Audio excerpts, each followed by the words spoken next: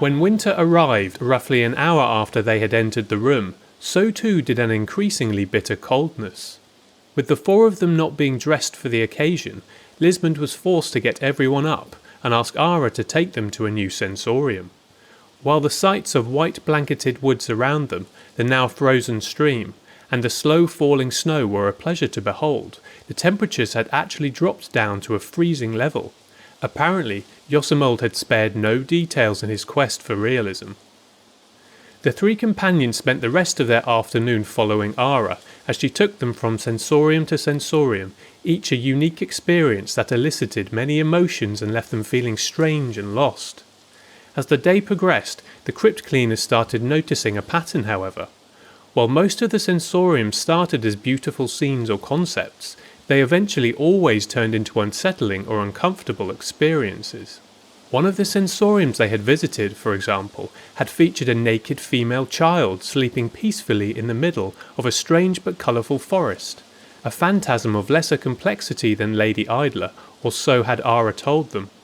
The little girl had awoken when they approached her and had started wordlessly interacting with them, smiling, laughing and playing, hiding behind trees and running away in a playful manner whenever they got too close.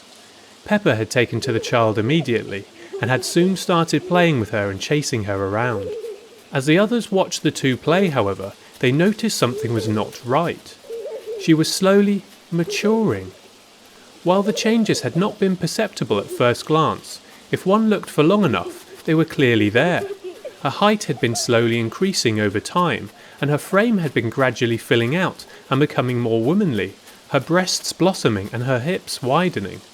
At one point, Ernon had found himself horrified upon realising Pepper was no longer chasing a young girl, but a full-grown voluptuous woman, replacing what, in his opinion, had before been a game of playful innocence for one of lustful depravity. That had not been the worst of it, however. As time had passed, the woman had actually kept aging, eventually becoming old and grey. Lismond, Ernon and a very worried Pepper had then found themselves transfixed by the horror of the ageing woman. Feeling sick, but unable to look away, the three had observed her slowly becoming a decrepit creature of skin and bones, who had eventually collapsed to the ground.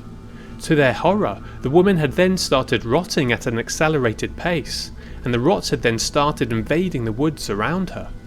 They had not stayed a single moment longer after that, and had practically fled from that sensorium-turned nightmare. By the time the sun was starting to set, the men were physically and emotionally exhausted from all the disconcerting experiences they had gone through in the sensoriums. It had been a constant bombardment of beauty followed by ugliness, euphoria followed by depression, hope followed by despair. They were not sure what to think about Yosemold's art, but they were certainly feeling off balance and perhaps a bit unhinged. We meet again, my dear guests. I hope you have enjoyed my art as much as I have enjoyed the company of your master, welcomed Yosemold as they returned to the dining hall at dusk. Gorith and the Lich had already started dining at the table and were having the same meat-based delicacies the three had tasted on the previous night. We have, my lord. The illusions were something out of this world. We feel very lucky to have witnessed them, answered Lismond nervously as they reached the table. Wonderful, wonderful! It pleases me greatly, exclaimed the Lich in delight as he gestured for them to take a seat. Yet, rather than invigorated, you seem travel-weary. Are you not feeling well? I'm sorry, my lord.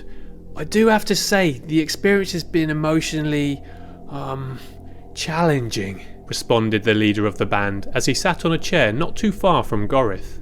Ah, that is most interesting.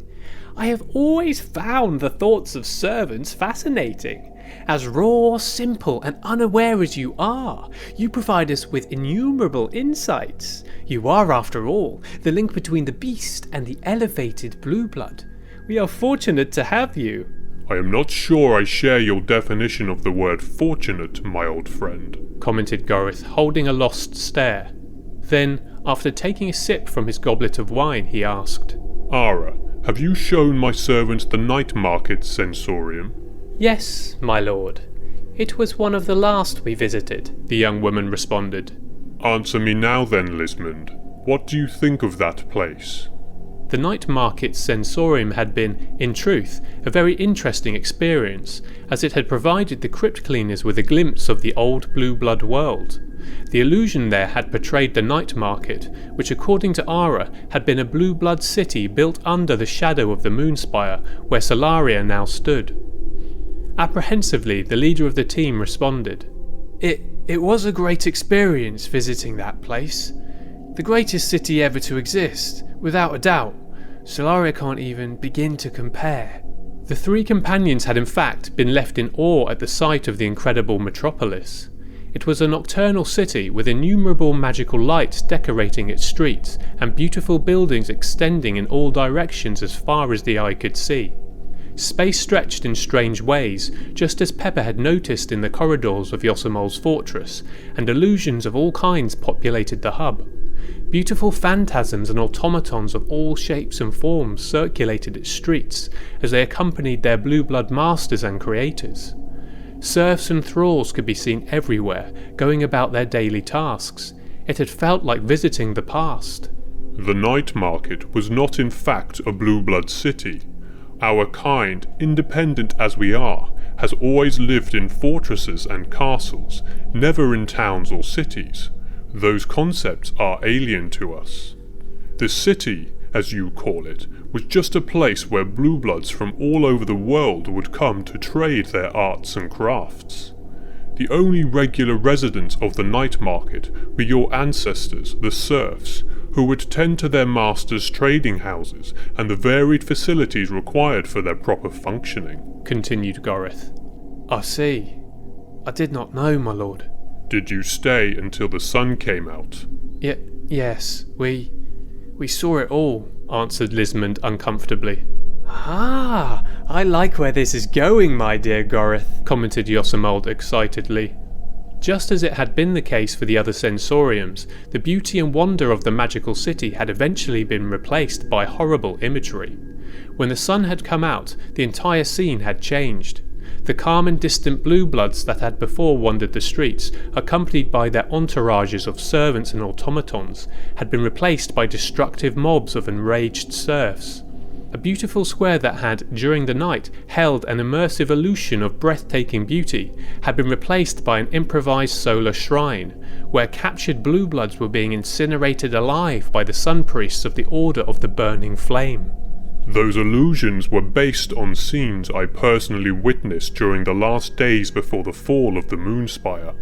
Much was lost during that time. Knowledge, art, meaning. I am curious. What are your thoughts on the matter, priest? The wizard asked, this time to Ernon, who seemed to be wearing his offended face.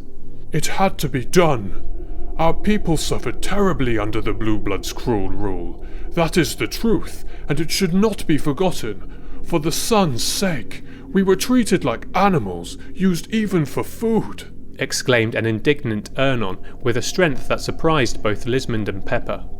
I welcome your honesty, Sun Priest. That is unfair judgment, however. Cruelty has never been a trait exclusive to our kind. I am sure you have kept treating each other as animals in our absence, have you not? I do have to admit, however, that we were guilty of eating your flesh. I fear its taste was, and still is, well worth your suffering, from my perspective. Was our meat, our suffering, worth the destruction of the Moonspire then? Asked a very offended and almost outraged Ernon. Gorith openly laughed, and the priest's two friends grew increasingly worried at how the wizard was receiving this defiance. It was not your suffering that brought down the Moonspire, you fool, but our own hubris.